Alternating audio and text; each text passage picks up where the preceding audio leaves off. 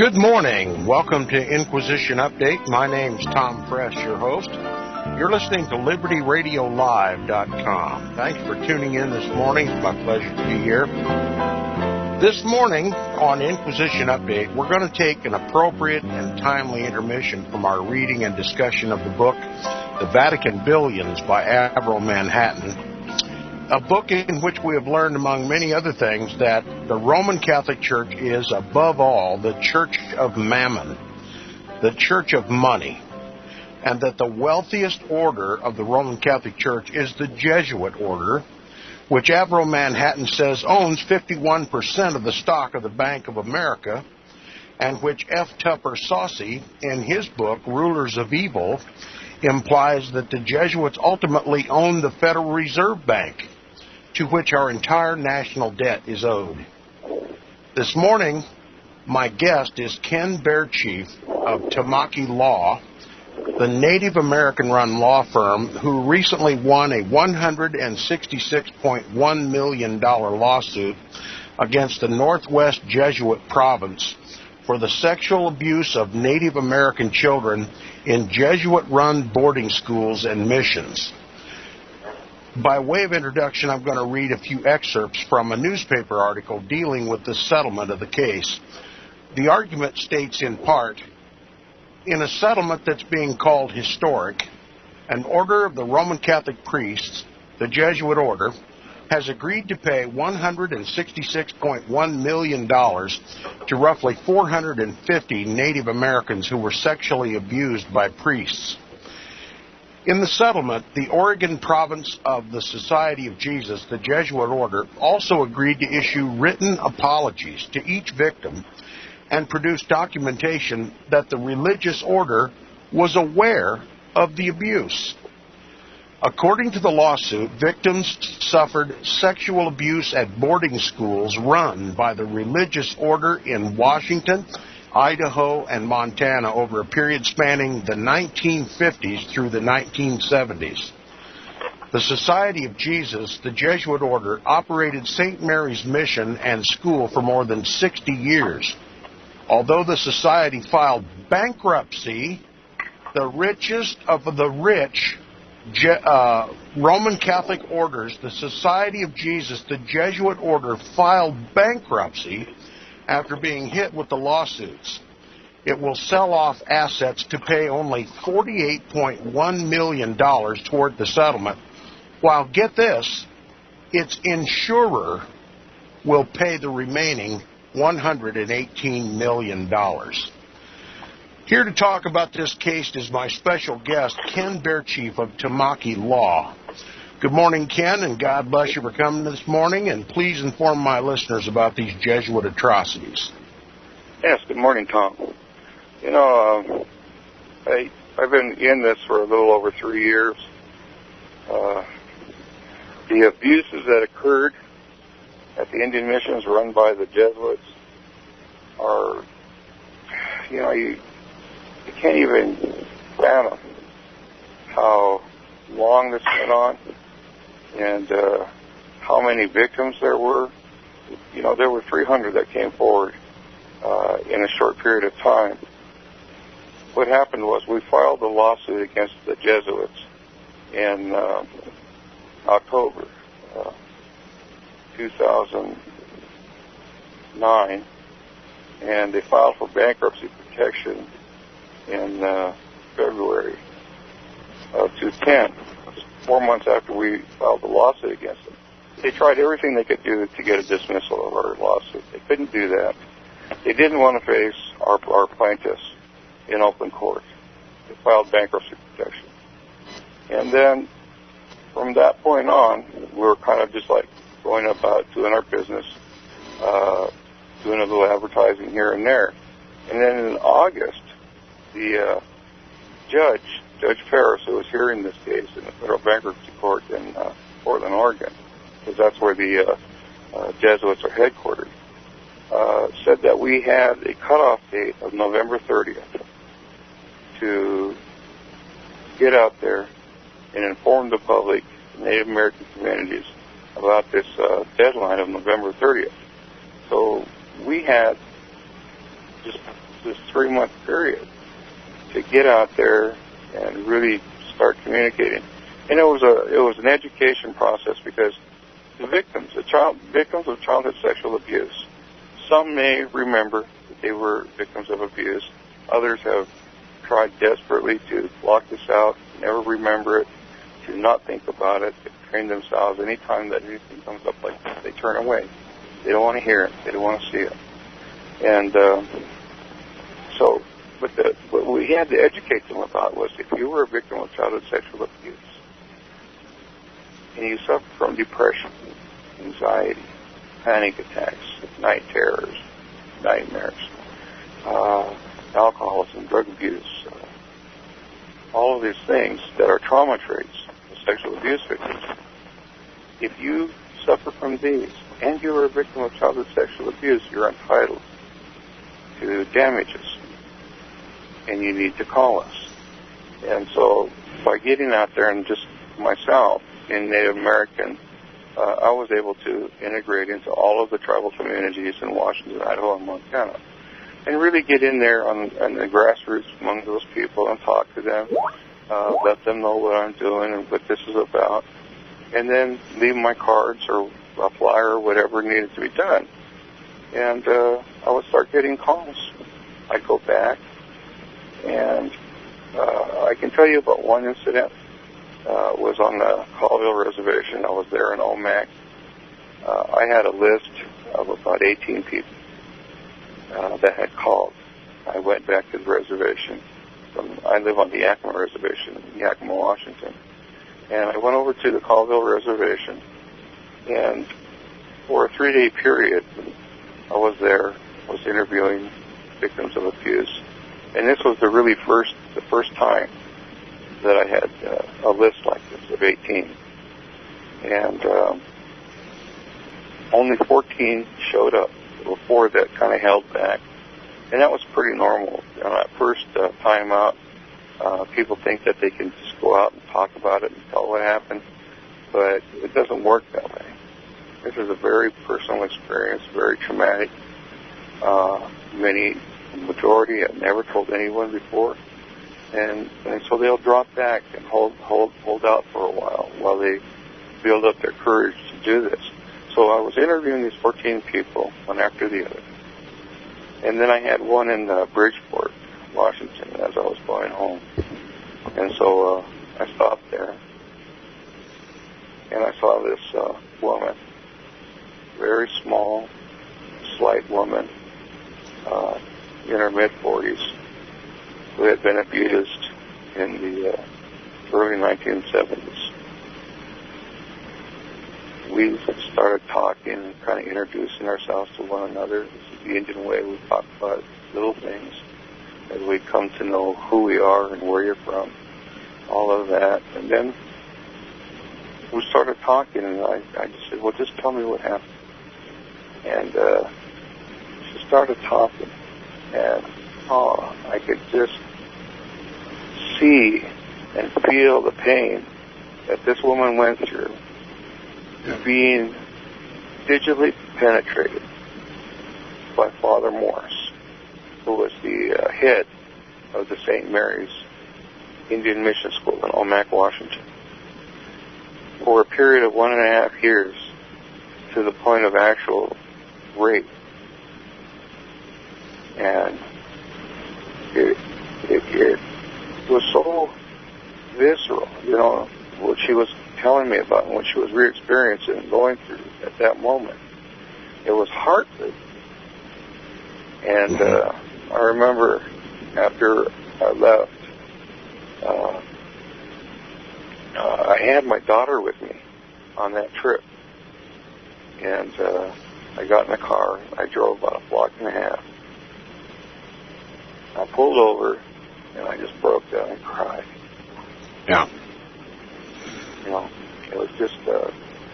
Listen, Ken, I can understand the emotional component of this thing. What I describe this as a global pedophile priest pandemic around the world. This isn't unique to the Northwest Jesuit province. And I view the 3-month limitation, the deadline set by the judge, as an obvious obstruction to your investigation. Is that the way you see it? Oh yeah, definitely it was. I mean, we should have had 6 months or even longer, because bringing in, actually there were only 200 victims. They say 300, but there were only 200 victims of sexual abuse that came forward in Washington, Idaho, and Montana. The other 50 were physical abuse victims that that was psychosexual abuse without actual, I guess, the normal acts of sexual abuse. These were psychosexual that came through, and so they're not really counted as full-out sexual abuse claims. Anyway, yes, it was. I mean, we already know that there's a period called future claims that will come after this is settled in August or September. Funds are distributed from the settlement. There are people that never came forward, and they're called future claimants. And we know that there are so many of them out there that are going to be coming forward after this period. But what is happening is that the Jesuits and the court, out of this $166.1 million, is only going to put about $6.8 million aside for these future claimants. Yeah. And I don't see that as being nearly enough, No, obviously not. And what's striking to me, Ken, is that Ireland just finished a decade-long investigation into priest pedophilia in Ireland, and that was the product of a decade of research. And it's appalling to me that the court would set a restriction on the length of time you had to gather information, and clearly an act of obstruction. And that's what the Jesuit order pushed for. We tried to go around that, try to get them to extend that out, and the influences on Judge Paris were that we need to do this now. This is, we want the bankruptcy. The Jesuits in bankruptcy were really pushing for that, saying that they wanted to resolve this, and blah, blah, blah. I don't know why Judge Paris made the decision to go along with that, but that's what she did. There were a lot of things that went on, but I can tell you about just a comment about Ireland. I was in a Minneapolis airport and sitting and talking, and I met this Irish man, and we were sitting there talking, kind of like, well, what will you do? Just passing time, because we had so many hours to wait there. We started talking. I started telling him about the Jesuit abuse case, and he was just very interested. And then he told me, this is a comment that he made to me. He said, when he was a kid, this guy's about 60 years old. He said, when I was a kid in Ireland, he said, we didn't talk about this. We never let it. He said, but I can tell you this. He said, I look back on it now. And he said, if you weren't boogered by a priest in Ireland, he said, there was something wrong with you. He said, that's how bad it was. Yeah. It's almost the same thing that happened at Indian missions.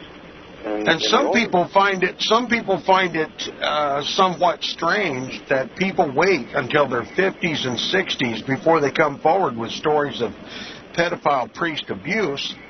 But it's not strange at all, given the fact that there's so much stigma attached to sodomy and so much stigma attached to sexual abuse in general, that people have to live with these realities in secret all their lives, usually suffering a drug and alcohol abuse as a way to cope, and then only then in the later years of their life find the courage to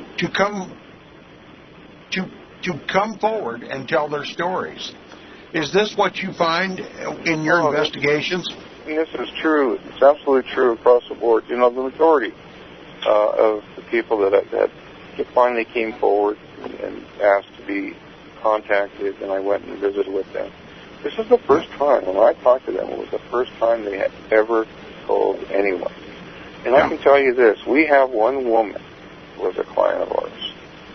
She's 87 years old, abused in the 1930s by a priest. And she talked to me about witnessing some of her schoolgirl inmates that were at St. Mary's Mission, and what was going on and happening to them. And then it eventually happened to her. And when she told her parents, her mother, so ingrained, so indoctrinated into the Catholic faith, called her daughter a liar, wouldn't speak with her. Their relationship after that was strained because she held to saying, this is what happened to me. I don't want to go back. Eventually, her father told her, you don't have to. You don't have to go back. Not saying he believed her, but he just told her she didn't have to go.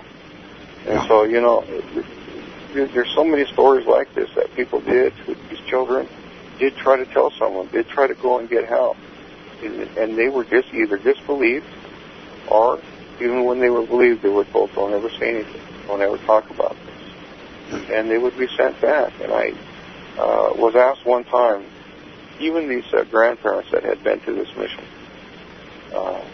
to Womack at St. Mary's, would send their children back, even though they were victims of abuse. But I can look at that, you know, the majority of these people were victimized one at a time, unless there were others that were there at the same time. But they always believe they're the only one. It only happened to me. You know, they don't think that this is going on with the others. In the research that I've done on the subject, I find that to be a common thing, that people who are victims of priest pedophilia stay quiet because they believe that they're the only ones that have suffered this abuse. And this is why I brought you on the program this morning, to show us that just in the Northwest Jesuit province, Oregon, Montana, and Washington, and I believe even Alaska, there were 450 cases.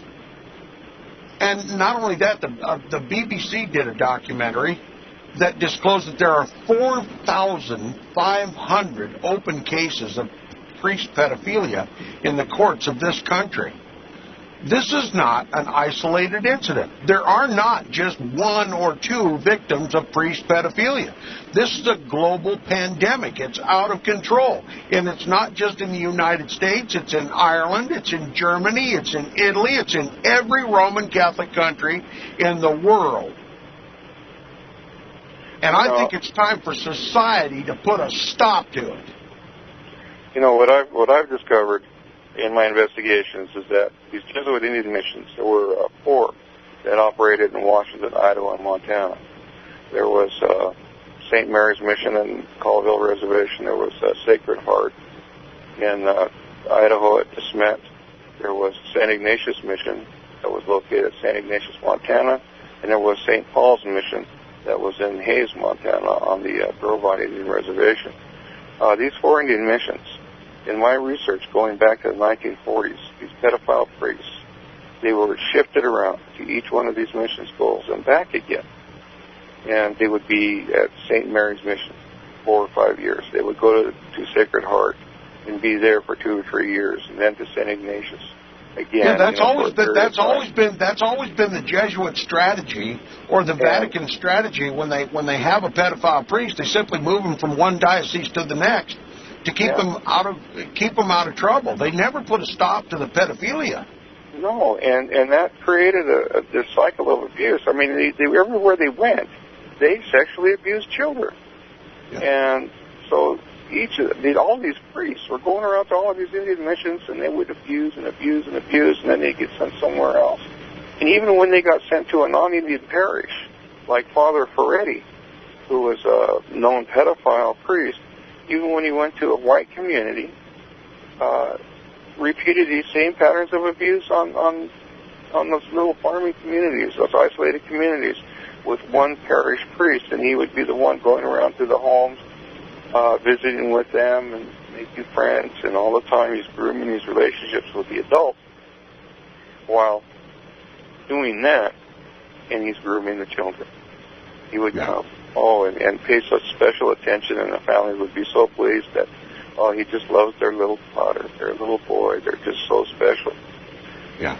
Not realizing that what he's doing in the background, he's groping them, touching them, digitally penetrating them. trying to isolate them away so he could do what he wanted to do. And this was his pattern and practice right up until the time he died. He was an old man, an old grandfather man in his 70s, and he was still doing what he had done for 40 years. It's taught and believed in the Roman Catholic Church that the priest is the holy man. It is also taught that the priest is the creator of the creator. When he consecrates the host and it becomes the Eucharist, it becomes the blood, body, soul, and divinity of Christ. That little piece of bread becomes Jesus Christ to be worshipped and offered again as a sacrifice on the altar of the Mass. These priests, particularly Jesuit priests, are considered to be godly men.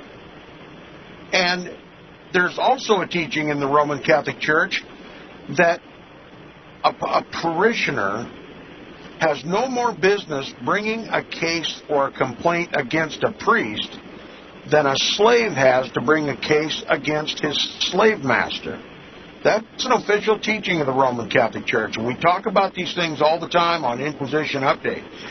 And it's time for the American people to come to grips with Roman Catholicism. What is it really all about, and what is it about the Roman Catholic Church that fosters this environment of rampant pedophilia by the priests of Rome? And people suggest that because they're celibate, that they seek sexual relief, but the fact of the matter is they pick on children because they can intimidate the children. The children are taught to look up to the priests, that they are alter Christos, alter Christ, another Christ, and they're simply threatened with divine retribution if they reveal these secrets. That's why the victims sit on these abuses all of their lives before they die, they muster up the courage to tell the truth about this.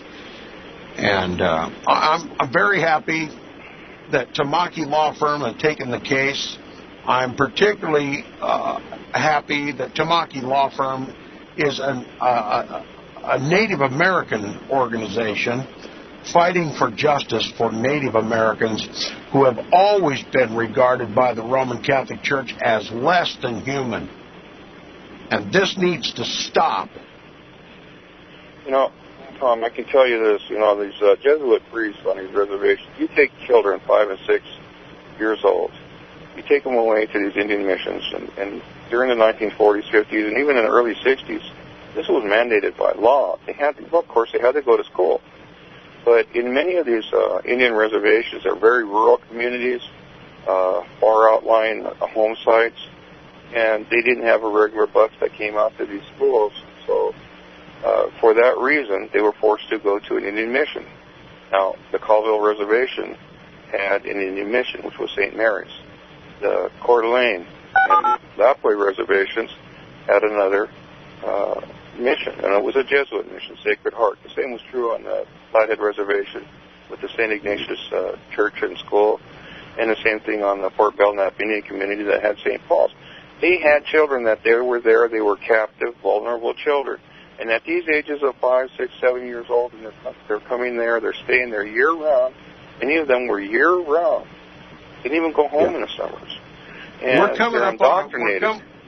Returning to my guest, Ken Bearchief from Tamaki Law, the law firm in Washington that successfully prosecuted the Northwest Jesuit province for decades-long sexual abuse of Native American children. The Jesuit order has simply claimed bankruptcy so as to avoid the penalty for their crimes.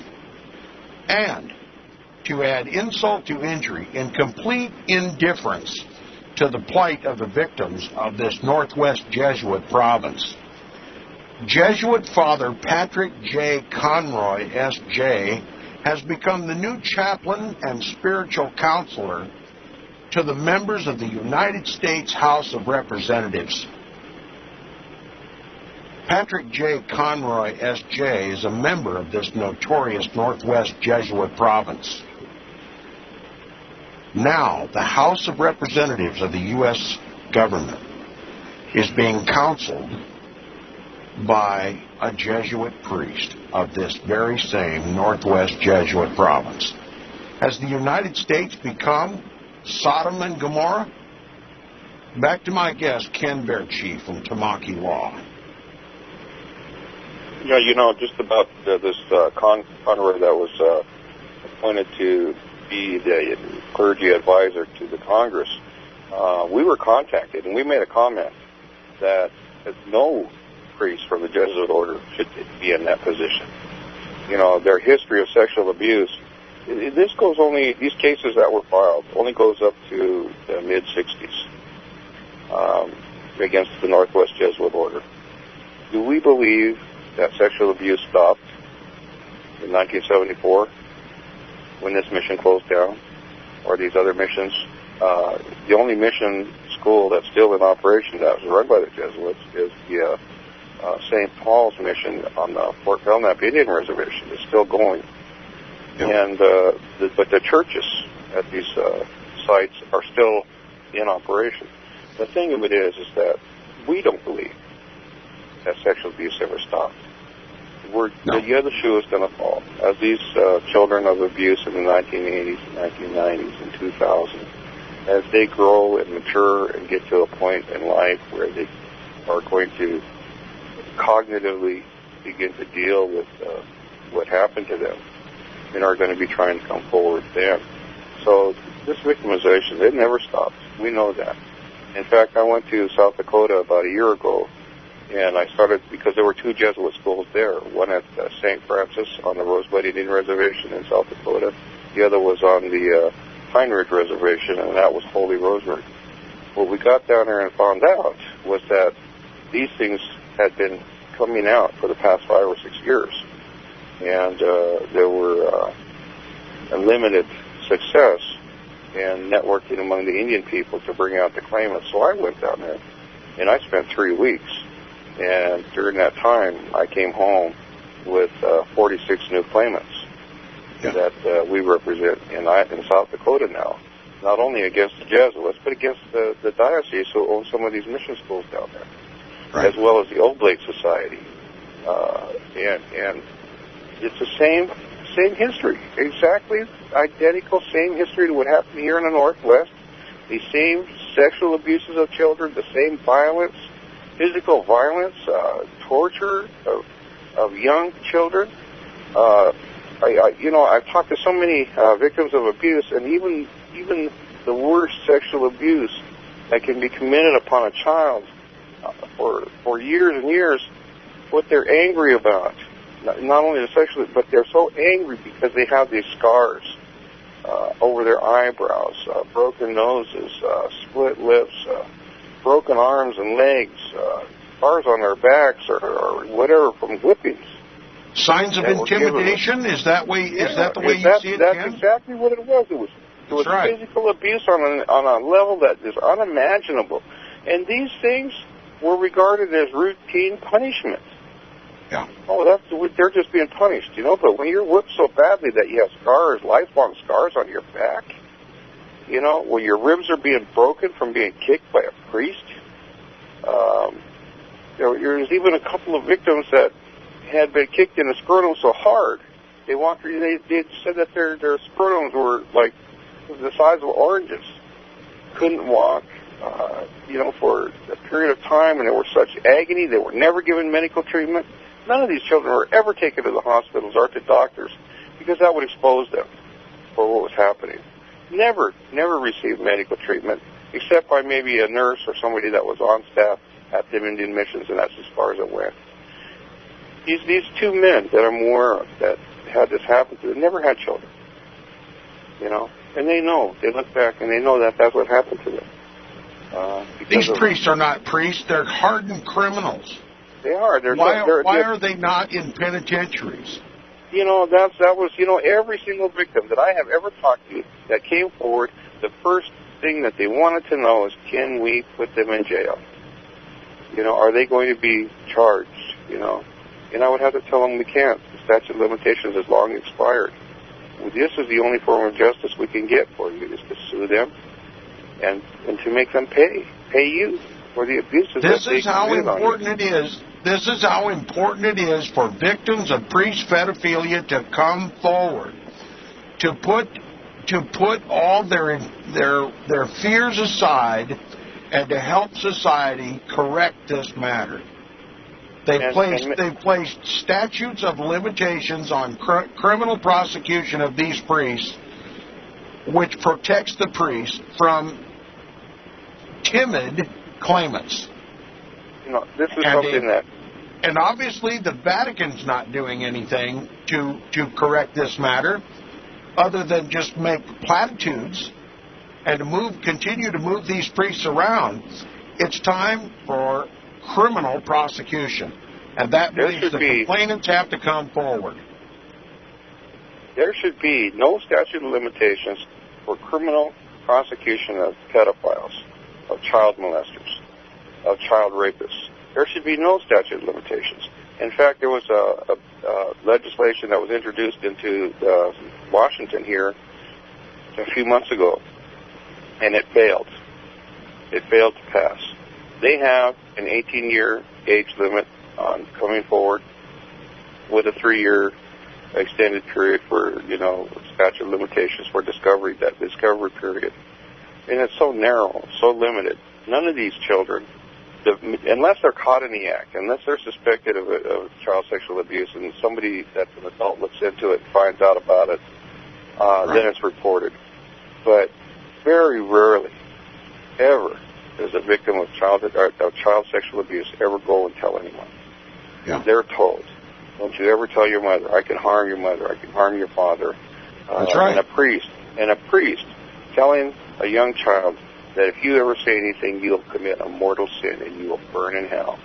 And when these that's why these priests don't prey on adults. They prey on children because they're so easily intimidated. They are, and the so priests young. are in so much control of the young minds of the Roman Catholic people. Absolutely, that's the thing. They're young minds. They can imagine hell in a way that an adult does not. It's so vivid to them when a priest tells them what hell is and how they're going to suffer if they say anything. They shut their mouth. They don't want to burn in hell.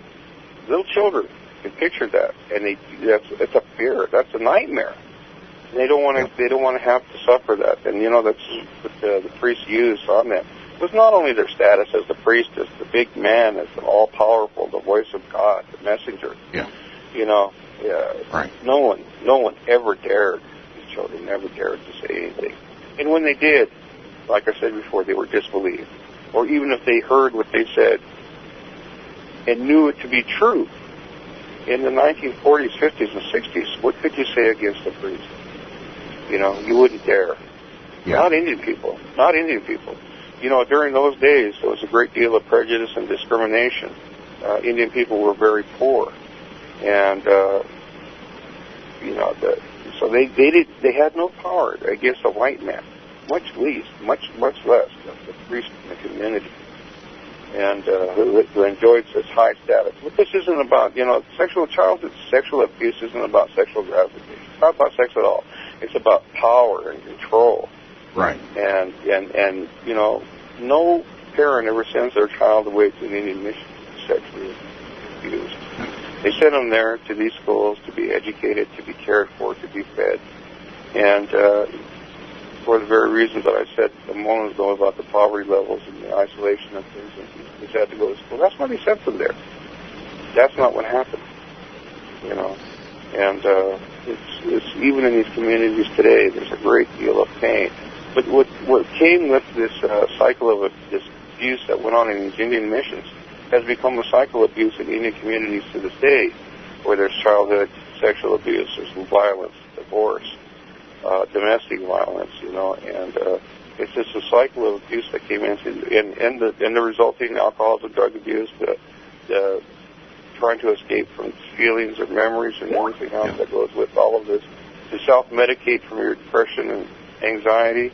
They drink, they drug, and it's a cycle of abuse that began at the Indian mission schools. I can tell you this: every community, any community reservation that has a mission school or a Catholic Indian school, you can see in the communities the dysfunctionality. Right. There were other reservations that didn't have these Indian mission schools where the children weren't taken away, by the dozens and kept for, 12, 13 years, isolated away from their homes and their families. Like the Crow Reservation in northern Montana and southeastern Montana and the Cheyenne Reservation. When I visited those communities, they didn't have an Indian mission school on their reservation, and they're smaller, they're more close in, and they're closer to communities that had public schools. They are very strong in their traditions, culture, and their language, because if you remember, what was the mission at these residential schools? Their mission was to kill the Indian and save the man. This was the last bastion of genocide against the Native American. In the last century, leading to the 20th century, it was estimated that there were 25 million Native Americans that were killed in the expansionism to the West. Yeah. At the turn of the century, in the 19th century, there were only 250,000 estimated living Native Americans in this country. We now only number about 2 million. Yeah. What was suffered in that 100-year period, 25 million killed, was the worst genocide in the history of mankind against any race or culture. I call it a holocaust because that's what we all know it to be. I've had people criticize me and say, "Oh no, don't use that term. That's just the Jewish. They were the ones that." I describe it as a Native American Holocaust. And I'm convinced that if your investigation continues in the Jesuit provinces adjoining the northern tier of states in this country and Canada, you are going to uncover a holocaust, a sexual holocaust of Native American people. And I hope God strengthens your efforts and blesses your work, and you can bring this to Inquisition Update and eventually get some mainstream media coverage of this ongoing Holocaust with no end in sight. You mentioned a little while ago about the power of the Catholic Church and the Jesuits being that military arm of the Vatican. Right. You go to Rome and you've got the Vatican here, just a couple of blocks away is the General Curia, which is the Jesuit headquarters in Rome. And they called, of course, the Pope is the white Pope, and then there's the black Pope, who was the Father General of the Jesuits. Yeah. And these are the richest orders in the world.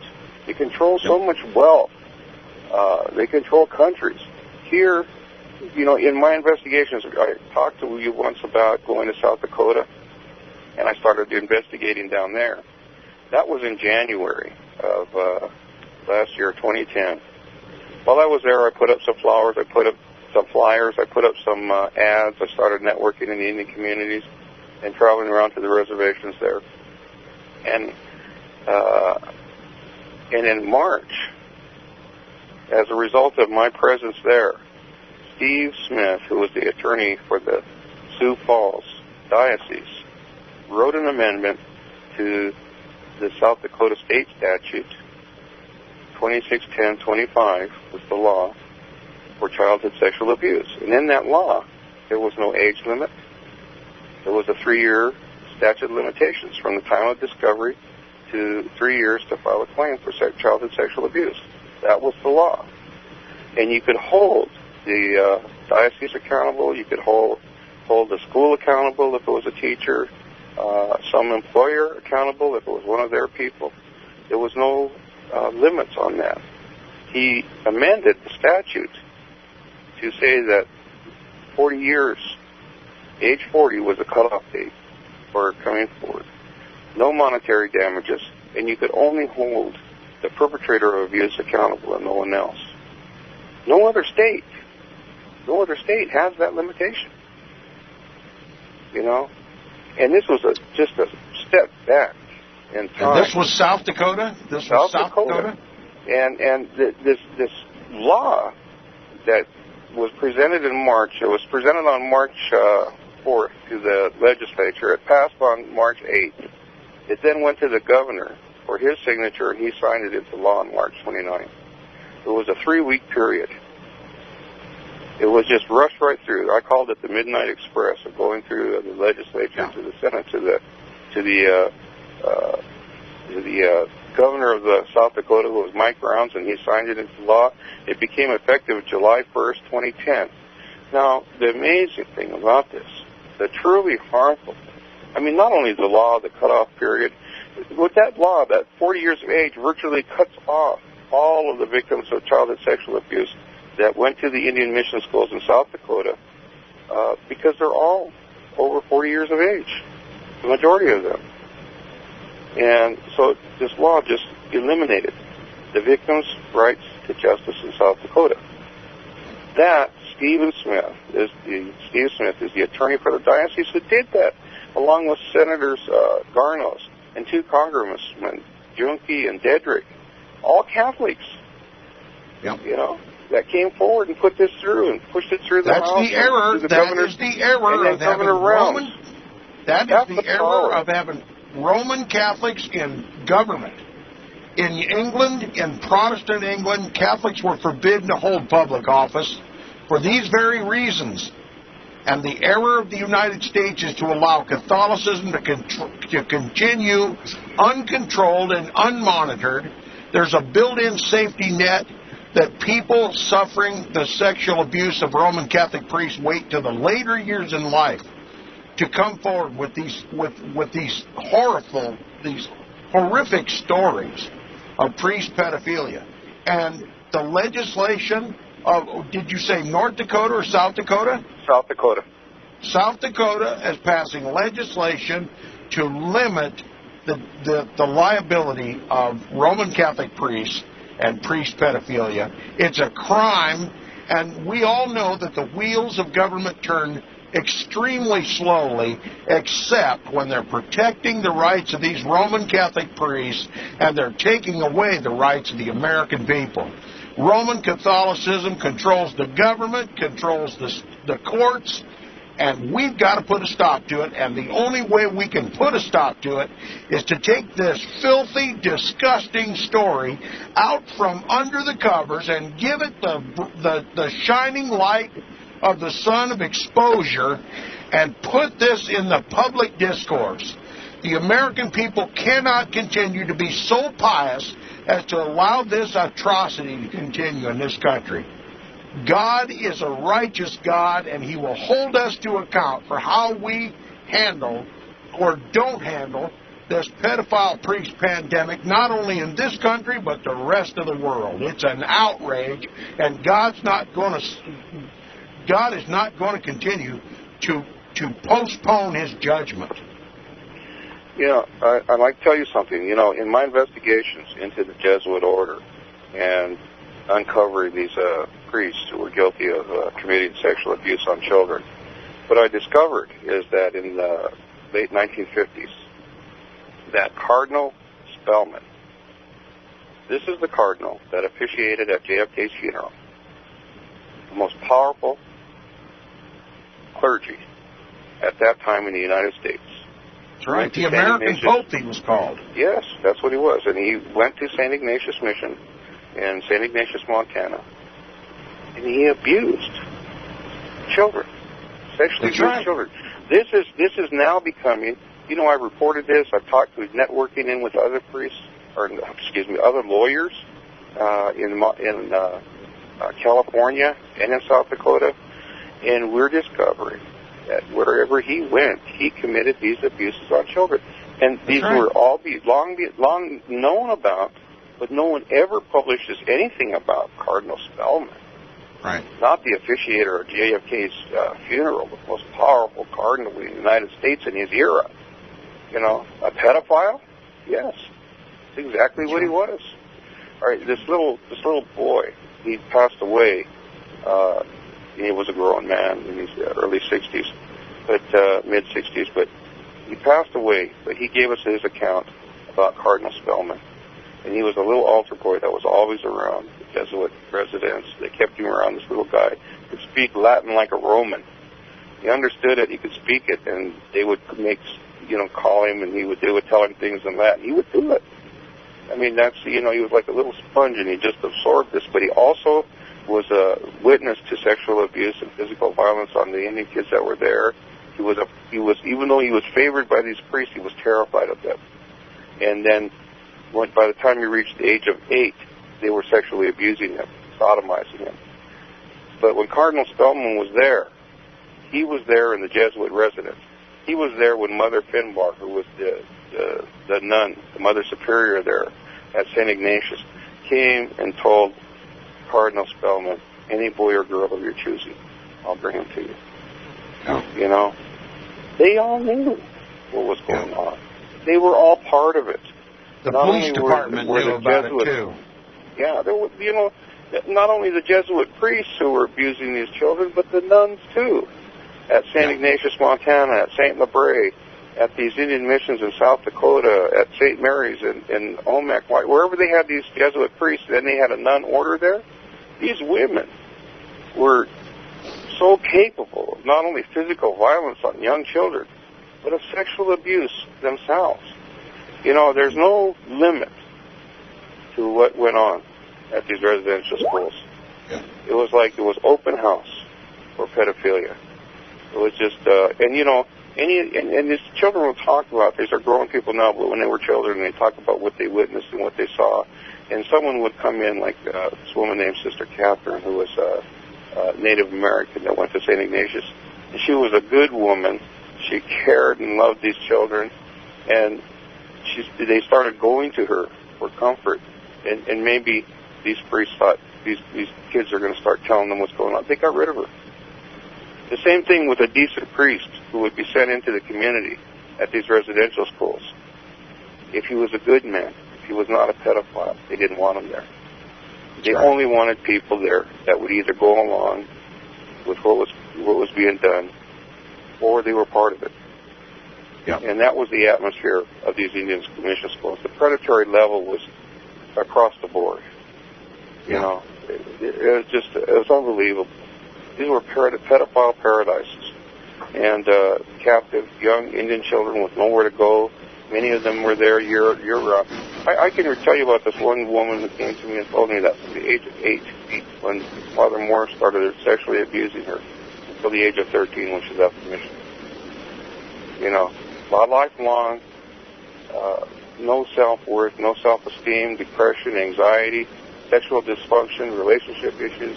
Even though she was married twice and had children, you know, it just on dysfunctional on level beyond belief. It was only until she was in her 40s that she was able to go back to school and finally start re-educating herself. But she still had all these fears, you know. No man could invade her space, you know, and she was always alert to that someone thinks that if someone made a comment to her that, oh, I like your hair, or you look nice today.